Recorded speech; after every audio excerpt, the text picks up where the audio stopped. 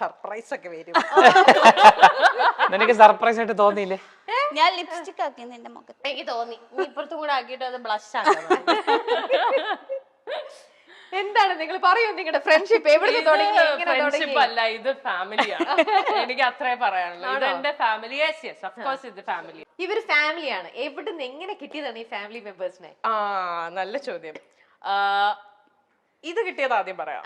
ഇത് more than 10 years. Oh yes. അങ്ങനെ വർഷത്തെ പരിചയം സഹിക്കോ? 10 വർഷം അല്ല, ഇപ്പൊ ഈ അടുത്ത കുറച്ച് വർഷമായിട്ടാണ് കുറച്ച് അധികം സഹിക്കണത്. ഇവനെ എങ്ങനെ കിട്ടിയെന്ന് പറഞ്ഞാൽ കോമഡിയാണ്. ആക്ച്വലി എന്റെ സ്കൂൾ ഫ്രണ്ടാണ് ഇവന്റെ എക്സ് വൈഫ്. ശരിക്കും അങ്ങനെയാണ് ഞങ്ങൾ പരിചയം. പക്ഷെ പിന്നെ ഞങ്ങൾ കണക്ട് ആവുന്നതെന്ന് പറഞ്ഞാല് സജ്ന ചേച്ചിയുടെ ഡാൻസ് ടീമില് ചേച്ചിയുടെ കൂടെ സ്ഥിരമായിട്ട് ഷോ ഞാൻ ചെയ്യുമായിരുന്നു ആ സമയത്ത്. അപ്പൊ ആ സമയത്ത് he was the one who was managing the whole team. അങ്ങനെ ഞങ്ങള് ക്ലോസ് ആയി. പിന്നെ ഈ പറഞ്ഞ പോലെ അല്ലാതെയും അതിനു മുമ്പും ഈ പറഞ്ഞ ആ ഒരു സ്കൂൾ ടൈം തൊട്ടേ ഞങ്ങൾക്ക് പരിചയമുണ്ട്. പക്ഷെ ഇത്രയും ഒരു ബോണ്ടിങ് വരുന്നത് ഐ തിങ്ക് സ്റ്റാർട്ട് മ്യൂസിക് വന്ന് തുടങ്ങിയതിന് ശേഷമാണ്. സ്റ്റാർട്ട് മ്യൂസിക്കിൽ അവൻ DJ ആയിട്ട് വന്നതിന് ശേഷം തൊട്ടുള്ള ഒരു ബന്ധമാണ്. ദൃഢബന്ധം. ഞാൻ നോക്കിയപ്പം എന്റെ മെയിൽ വേർഷൻ. അത് ഞാൻ ഇവളോട് എന്തെങ്കിലും സ്റ്റോറി പറയുമ്പോ ഇവള് ഇത് എനിക്ക് സംഭവിച്ചാണല്ലോ കുറച്ചാണ്. അതല്ല ഇവൾ എന്റെ അടുത്ത് വന്ന് കഥ പറയുമ്പോഴേ ലൈക്ക് കറക്റ്റാ ഇതിങ്ങനെയാ. പിന്നെ ഞാൻ ഇവളെ ഉപദേശിക്കുമല്ലോ, എടി ഇങ്ങനെ ചെയ്ത് ശരിയായില്ലെന്ന് പറയുമ്പോൾ ആരാ ഉപദേശിക്കുന്നത്, നീ ഇതല്ലേ ഇതിന് മുന്നേ ചെയ്ത്. അതുപോലെ പറയൂ വേറെ എന്തൊക്കെയാണ് ആരിൽ നിന്ന്? അല്ല ഇവനെ ഇവളെ പറ്റി എന്തെങ്കിലും നെഗറ്റീവ് പറഞ്ഞാൽ ഇവന്റെയും കൂടെ. അതെ, ഇങ്ങനെ റിഫ്ലക്ട് ആണല്ലേ. We are perfect people. നമ്മൾ തമ്മിൽ അങ്ങനെ ഞങ്ങൾക്ക് ആരെയൊക്കെ ഒരു പ്രശ്നമില്ല. ആരെയും ഒബ്വിയസ്ലി അങ്ങനെയല്ലേ പറയൂ.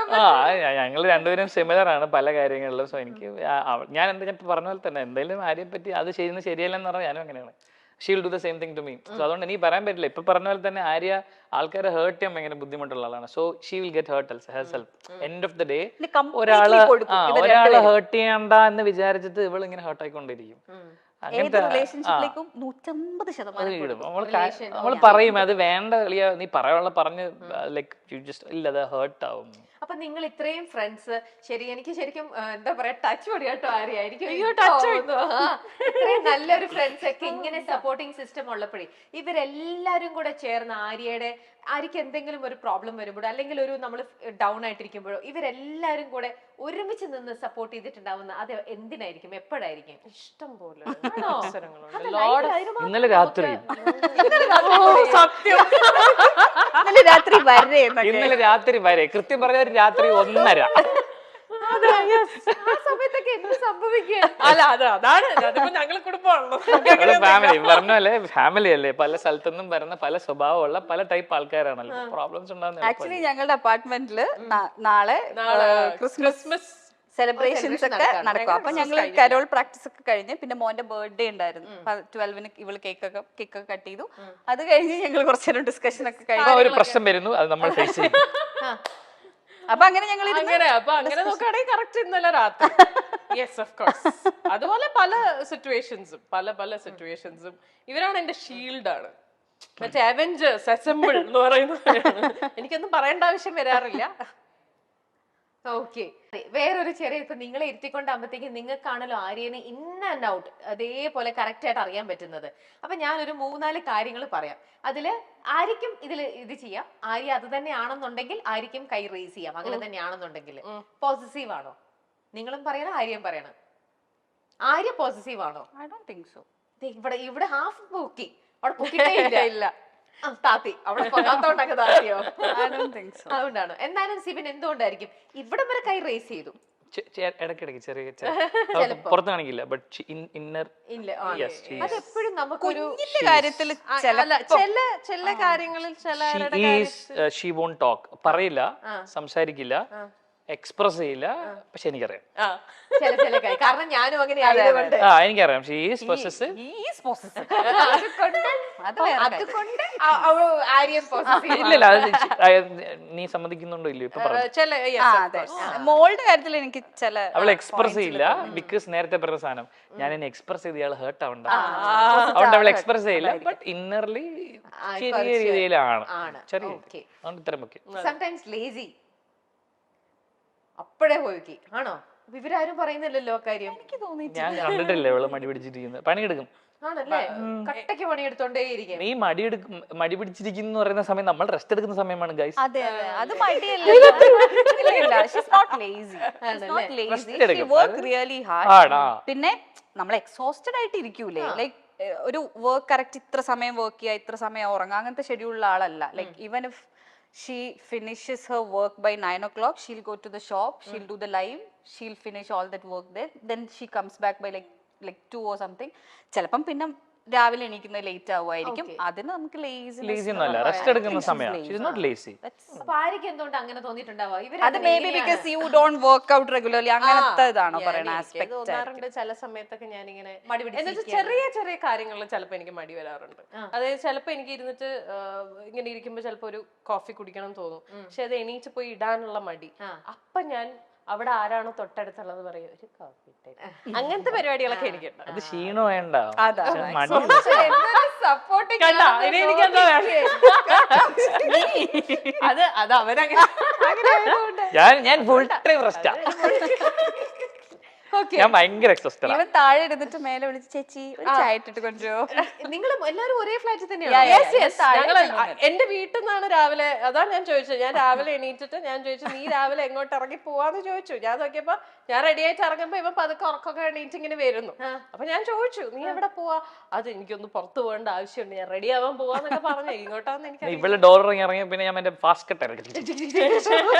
ഞാനും രാവിലെ കണ്ടു, ഞാൻ കുഞ്ഞിനെ ഞാൻ താഴെ പോയി കുഞ്ഞിനെ ബസ് കയറ്റി രണ്ടുപേരെയും കൂടെ ബസ്സിലാക്കിട്ട് വന്നേ. ഓക്കെ. പിന്നെ എത്രത്തോളം ഭയങ്കര ചൈൽഡിഷ് ആണോ ആര്യ? ചില കാര്യങ്ങൾ പറയുമ്പോൾ എനിക്കിപ്പോ സംസാരിക്കുന്ന രീതിയൊക്കെ കണ്ടപ്പോ എനിക്ക് തോന്നി അയ്യോ ഇത് ഭയങ്കര വിവാദം ഉണ്ടാക്കിയ സംസാരമാണ് ബിഗ് ബോസിൽ. മനഃപൂർവ്വം ക്യൂട്ട്നെസ് കാണിക്കുന്നു എന്നൊക്കെ പറഞ്ഞിട്ട്. ആണോ? And she has a different language with kids and even with dogs. എനിക്ക് ഭയങ്കര ഇഷ്ടമാണ് അത് കേൾക്കാൻ. നല്ല രസമുള്ള അത് എവിടെന്നോ വരുന്നതാ, അത് നാച്ചുറലി ഉള്ളതാണ്, ഉണ്ടാക്കി പറയണതല്ല. പക്ഷെ അത് ആ ഷോയില് വരുമ്പോ എല്ലാരും അങ്ങനെ ചിന്തിക്കുള്ളൂ, ഓ ക്യൂട്ടാവാൻ വേണ്ടി ഇങ്ങനെയൊക്കെ കാണിക്കുന്നു. പക്ഷെ ഇത് ഞാൻ ചോദിച്ചപ്പോ തന്നെ ഫസ്റ്റ് കൈ ഒരു ഡൗട്ട് ഇല്ലാണ്ട് പെട്ടെന്ന് അത് ഫുൾ കൈ റേസ് ചെയ്തു സിവിൻ. അതെന്താ അങ്ങനെ തോന്നിയത്? അല്ല അങ്ങനെയാണ് ചില സമയത്ത് ബിഹേവിയറും സംസാരവും പിണങ്ങിയിരിക്കുന്നത് കാണുമ്പോൾ. അപ്പൊ ചില സമയത്ത് നമുക്ക് അല്ല കുട്ടിക്കളി നമുക്ക് ഒരു പരിധി വരെ നല്ലതാണ്, നമുക്കത് ക്യൂട്ട് ആയിട്ട് തോന്നും. പക്ഷെ അറ്റ് ടൈംസ് ചില സിറ്റുവേഷനിൽ കുട്ടിയായിട്ട് ആ ഒരു കുട്ടിക്കളി അല്ലെങ്കിൽ ആ ഒരു ചൈൽഡിഷ് അപ്രോച്ചിൽ പോയി കഴിഞ്ഞാൽ നമുക്ക് ചില കാര്യങ്ങളിൽ അത് സെറ്റ് ആവൂല. അപ്പൊ നിങ്ങൾക്ക് അങ്ങനെ തോന്നിയിട്ടുണ്ട് നീ ഇതുപോലെ ഇത്ര ചൈൽഡിഷ് ആയിട്ട് ഇല്ല അങ്ങനെയല്ലല്ലോ. Never never never. ഇല്ല ഇത് ലെഷർ ടൈംസിലോ അല്ലെങ്കിൽ ചുമ്മാ ഫൺ പരിപാടിയിലോ കാര്യങ്ങളൊക്കെ And she calls Kushi. What do you call Kushi? എന്താ വിളിക്കണ കുഷീനെ? കുഷീനെ വിളിക്കണ ഞാൻ വിളിക്കാറില്ല ഇടക്ക്. അമ്പുടു കുശുമ്പുടു അങ്ങനെ വിളിക്കും. അതാരെ കുഷിയാരാ? മോള് കുശിന്റെ മോളാ. ഇവിടെ കുഷും കൊടുക്കും. അപ്പം ഞാനും തൂക്കി. ഞാനും മെസ്സേജ് അയക്കുമ്പോ അങ്ങനെ ചോദിക്കാം ശുംബുടു എവിടെ ശുംബുടു അങ്ങനെ വിളിക്കും. അല്ലാതെ കംസ് ടു ലൈഫ് അല്ലെങ്കിൽ സീരിയസ് മാറ്റേഴ്സ് ഡിസിഷൻസിലൊന്നും അങ്ങനെ വേറെ മോഡ് അന്യൻ മോഡാണ്. മാറി കിട്ടും. Okay next one. ഇമോഷണലി ഭയങ്കര വീക്കാണ്. ഓൾറെഡി പറഞ്ഞു അല്ലേ? അതും ഷിബില യോജിക്കുന്നില്ല. Emotionally weak, she sensitive. കാണിക്കാത്തതാണ് ഇവള് ഭയങ്കര weak. No, she's not emotionally weak. I don't agree. ഇവള് ചുമ്മാ ബിൽഡപ്പ് പിടിക്കുന്നത് ഭയങ്കര വീക്കാണ്. She's not emotionally. നമ്മൾ കഥ അടയ്ക്കുന്ന ഒരു സെൻസ് മറ്റേ ഇപ്പൊ എന്തെങ്കിലും ഒരു incident I am very strong എന്ന് പറഞ്ഞ കഥ അടച്ച് എന്നല്ലേ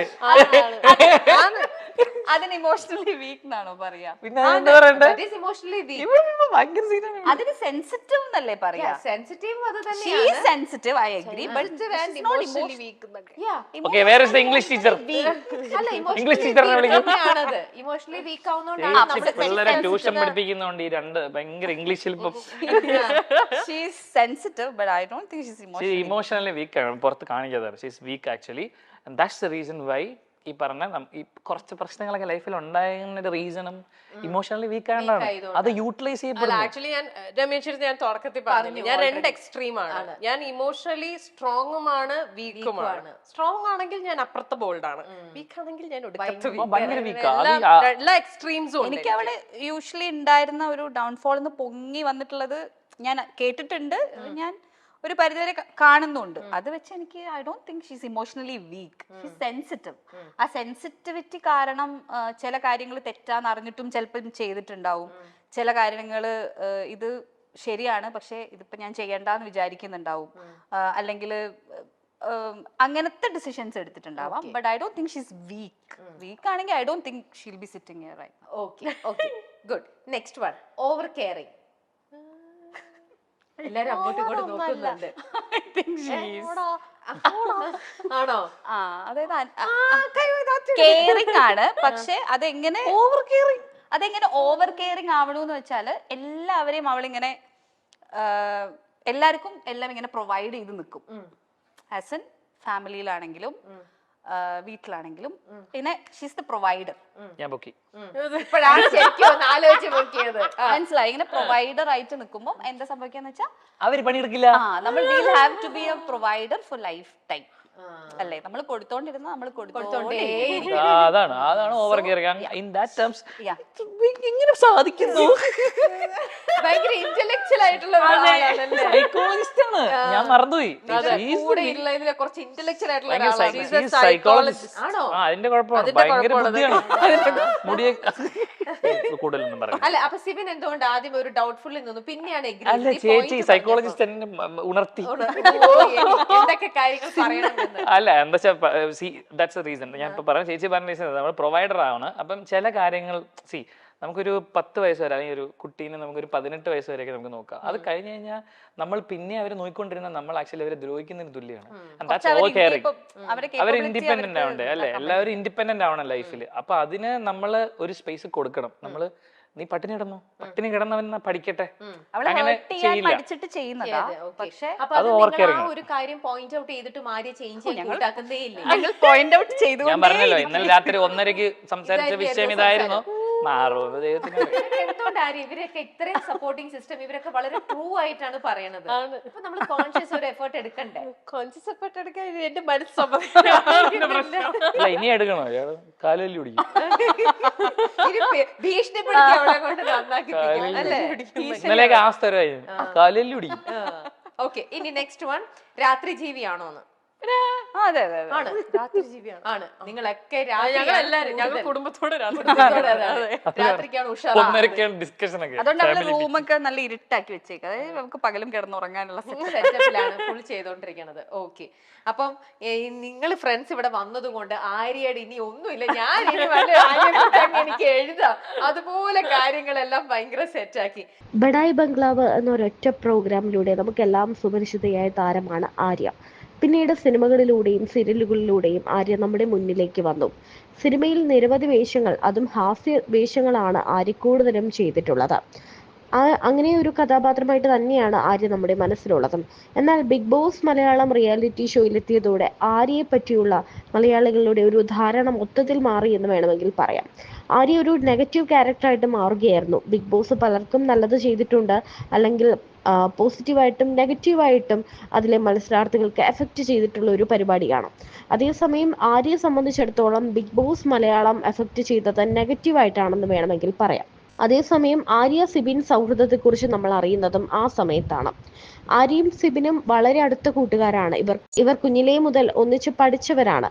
എന്നാൽ പോലും വർഷങ്ങൾക്ക് ശേഷം സിബിന്റെ ഭാര്യയുമായുള്ള സൗഹൃദത്തിന് പുറത്താണ് സിബിനുമായി വീണ്ടും ആര്യ സൗഹൃദം ഉണ്ടാകുന്നത്. ഇപ്പോൾ ഇവർ ഒന്നിച്ച് ഒരു ഫ്ലാറ്റിലാണ് താമസിക്കുന്നത്. അത്രത്തോളം ഉണ്ട് ഇവരുടെ സൗഹൃദം എന്നാണ് ഇപ്പോൾ വ്യക്തമാകുന്നത്. ആര്യയുടെ ഒരു ഇന്റർവ്യൂവിൽ ആര്യയ്ക്ക് സർപ്രൈസ് കൊടുക്കാൻ വേണ്ടി, ആര്യയെ പറ്റിയുള്ള പല കാര്യങ്ങളും തുറന്നു പറയാൻ വേണ്ടി ഒരു കൂട്ടുകാരിയും സിബിനും കൂടി എത്തിയൊരു കാഴ്ചയാണ് ഇപ്പോൾ വീണ്ടും വൈറലാകുന്നത്.